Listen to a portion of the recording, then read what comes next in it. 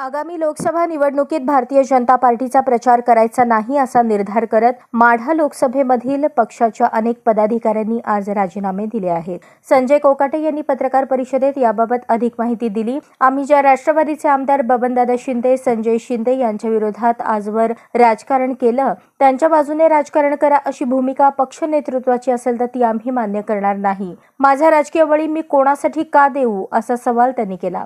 करण्यायोग्य उमेदवार असेल तर आम्ही प्रचार करणार. प्रचार कुणाचा नाही करायचं म्हणजे घरात बसून राजकारण संपायचं काम असतं.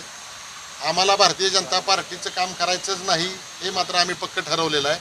उद्या कुठला अपक्ष उमेदवाराचं करायचं का महाविकास आघाडीचं करायचं ते आम्ही सगळे आमचे जे कार्यकर्ते आहेत, आज मला 76,000 मतं विधानसभेला पडलेत. आम्हाला सगळ्यांना विचारावं लागेल काय करायचं ते.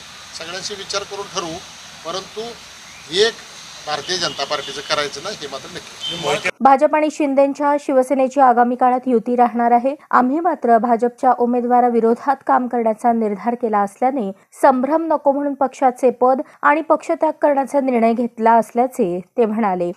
आपण आपल्या पक्षाचा आणि संपर्क पदाचा राजीनामा देत आहे, नेमकी काय भूमिका आहे, कशासाठी मागणार? मी माझ्याबरोबर माढा विधानसभा मतदारसंघाचे अध्यक्ष रामचंद्र टकले, जिल्हा उपप्रमुख विनोदजी पाटील आणि अनेक शिवसेनेचे पदाधिकारी, सरपंच येणाऱ्या लोकसभेच्या निवडणुकीमध्ये भारतीय जनता पार्टीचा प्रचार करायचा नाही आणि शिवसेनेमध्ये असेल तर आपल्या नेते मंडळींना त्याचा त्रास होऊ शकतो, म्हणून आम्ही सगळे शिवसेनेच्या पदाचा आणि प्राथमिक सदस्यत्वाचा राजीनामा देत आहे.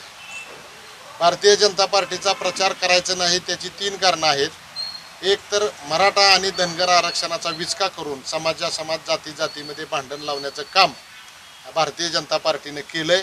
खरं तर केंद्र सरकारनं 50% कोटा वाढवून त्या ठिकाणी ओबीसीचा 10-15% वाढवून त्यात मराठा समाविष्ट केले असते तर आज महाराष्ट्रामध्ये जातीमध्ये जे भांडण दिसते ते दिसलं नसतं. सगळे महाराष्ट्रामध्ये गुण्यागोविंदानं राहिले असते. दुसरं, गेल्या विधानसभेला मी निवडणुकीला उभा असताना भारतीय जनता पार्टीनं मित्रपक्ष म्हणून माझं काम करण्याच्या ऐवजी कारखान्याच्या विक्रीमध्ये 30 खोकी दलाली मिळालेल्या बबनराव शिंदेंचं काम करणं पसंत केलं.